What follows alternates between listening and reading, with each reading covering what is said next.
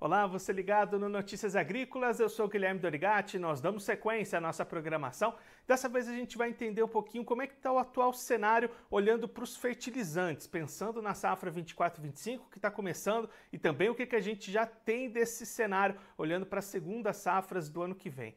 Para ajudar a gente a entender esse cenário, entender um pouquinho melhor essas movimentações do mercado, a gente recebe aqui o Luiz Arruda, diretor de distribuição da Mosaic. Seja muito bem-vindo, Luiz, é um prazer tê-lo aqui no Notícias Agrícolas. Boa tarde, Guilherme. Obrigado pela oportunidade, o prazer é meu.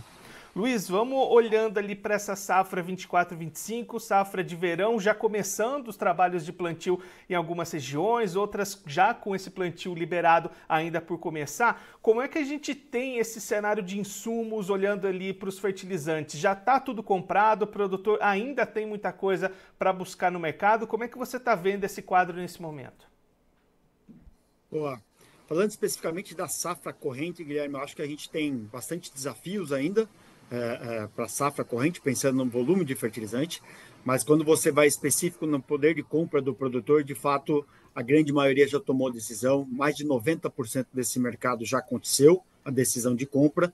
Algumas das regiões, as entregas já estão bastante avançadas, outras sofrendo um pouco mais por conta dos atrasos dos portos, das chuvas que agora começaram, mas alguns estados, como Mato Grosso, Paraná, Mato Grosso do Sul, pouco espaço para novas compras, muito mais para volumes pensando em outubro para frente.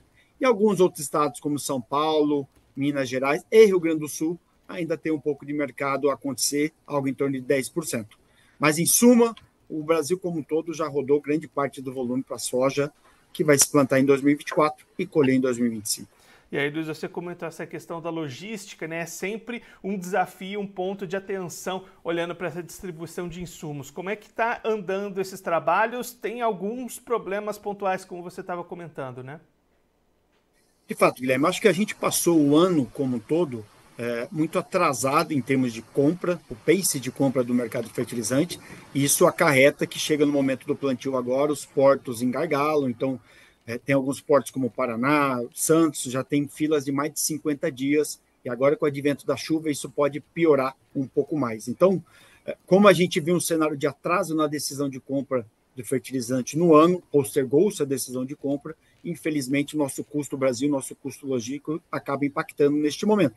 Então, sim, a gente está preocupado, a gente vem acompanhando, a Mosaic a gente honra com nossos compromissos, então, diariamente falando com os clientes, mas ainda enfrentamos desafios substanciais, principalmente em Paraná, onde o volume de fertilizantes é bastante alto e a quantidade de navios também no porto vem aumentando a cada dia.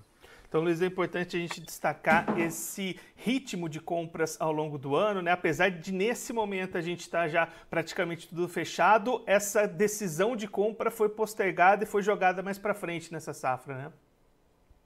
Um excelente ponto, Guilherme. De novo, a gente passou quase que o ano todo 10 pontos percentuais, 15 pontos percentuais atrás do pace do mercado. Quando eu comparo a média histórica, ainda estamos perto desses 10%, 10 pontos percentuais atrasado em relação ao pace de mercado, ao volume negociado. Então, isso posto, traz um desafio logístico para o Brasil, lembrando que uma coisa é o navio chegar no porto, outra coisa é o volume de fertilizante chegar lá no interior, no meio do Mato Grosso, no Mato Grosso do Sul, enfim, onde os produtores vão utilizar. Isso já projetando para a safra que está por vir, a safrinha que está por vir, a segunda safra, ainda nos preocupa bastante, porque quando comparado aos últimos anos, a gente está bastante atrasado as negociações ainda. E aí, entrando nesse olhar para a safrinha, Luiz, então, esse atraso também está sendo característico para essa próxima segunda safra de 2025 e até superior ao que a gente via para a safra de verão? Perfeito. Não superior, mas ainda tão quanto desafiador. Como eu disse, algumas regiões mais de 10 pontos percentuais atrasado, a média Brasil, a gente está 10 pontos percentuais atrasado em comparação aos últimos anos. Alguns estados, a safrinha já aconteceu um pouco mais rápido, como Mato Grosso, mais de 60% do volume a gente acredita já negociado no Mato Grosso.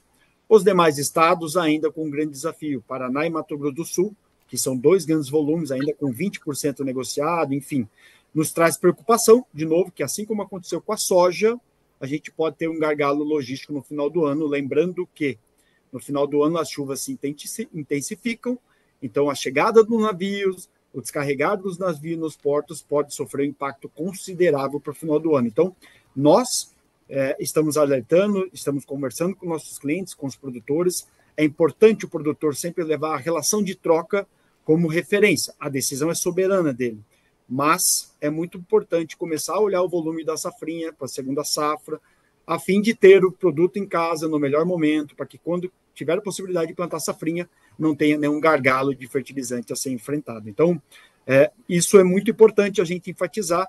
A gente não está no mesmo patamar de negociação em relação aos últimos anos, e isso causa para a gente bastante preocupação. E aí, Luiz, você destacou esse ponto da relação de troca. Olhando para este indicador, como é que tem sido esse momento? A gente viu algumas safras para trás, esses custos muito elevados, produtor até tomando algumas decisões de repente, diminuir investimentos, diminuir o uso de produtos. Nesse momento, como é que está essa relação? Ela está mais favorável para o produtor? Esse é um bom ponto. Eu acho que a relação de troca no decorrer do ano foi um grande desafio para o produtor. A gente teve momentos onde a relação de troca estava bastante desfavorável e outros nem tanto, onde o produtor acabou tomando a decisão. É muito importante a gente olhar o fertilizante todo, lembrando que tem variações de matérias-primas. Então, quando você olha o próprio cloreto de potássio, uma matéria-prima super utilizada pelo produtor, a relação de troca está muito favorável. Ao passo que quando você vai para os fosfatados, a relação de troca, historicamente, não é a melhor para o produtor.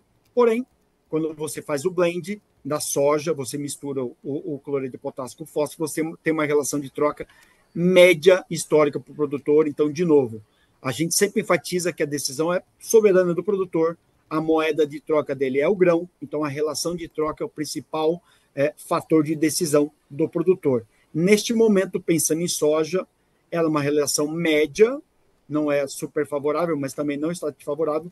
Quando eu vou para o milho, aí eu convido os produtores a começar a olhar, porque a gente viu os preços de nitrogenados e de potássio caindo bastante no mercado internacional nos últimos meses. A relação de troca está bastante convidativa e eu convido o produtor a olhar a relação de troca para que ele possa tomar as decisões referente à segunda safra, a safrinha que está por vir.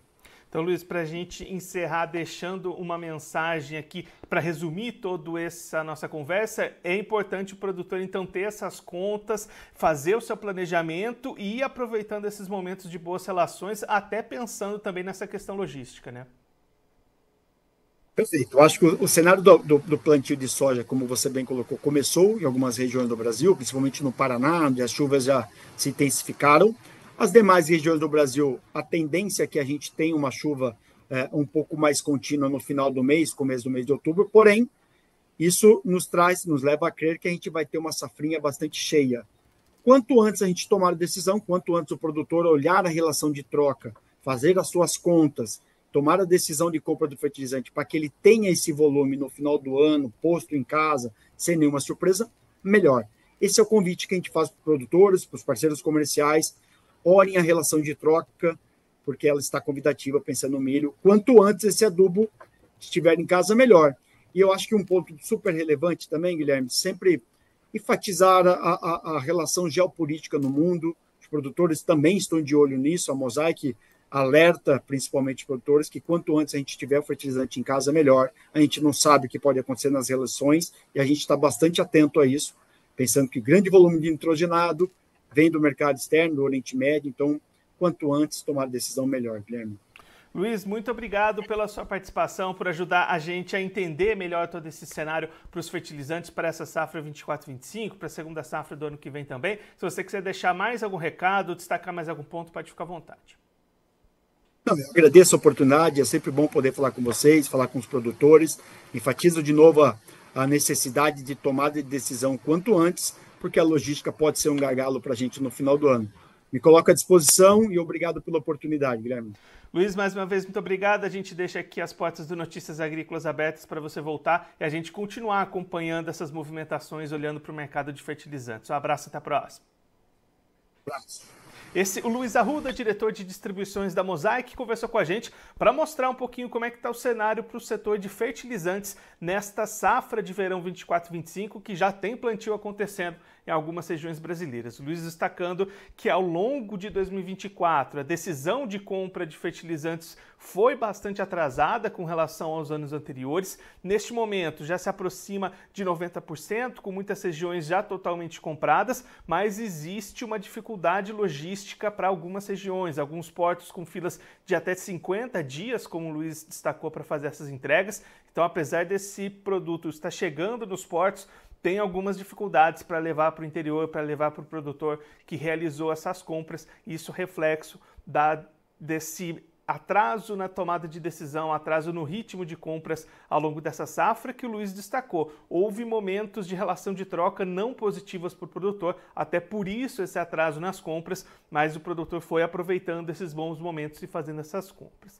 Já olhando para a segunda safra de milho, especialmente do ano que vem, 2025, o Luiz destacando que esse atraso também é uma realidade para a safrinha do ano que vem. Alguns estados mais avançados, por exemplo, o Mato Grosso já 60% comprado para a safrinha de milho, outros mais atrasados. E aí o Luiz destacando, esse momento vai mostrando melhores condições de relação de troca do que momentos anteriores. Então pode ser interessante o produtor começar a olhar para esse cenário, começar a fazer contas, fazer o seu planejamento, pensando nos fertilizantes da segunda safra do ano que vem, justamente também para evitar esses problemas logísticos que sempre aparecem, sempre dificultam as entregas lá nos produtores que precisam desse produto que foi comprado para iniciar as suas plantações, as suas semeaduras.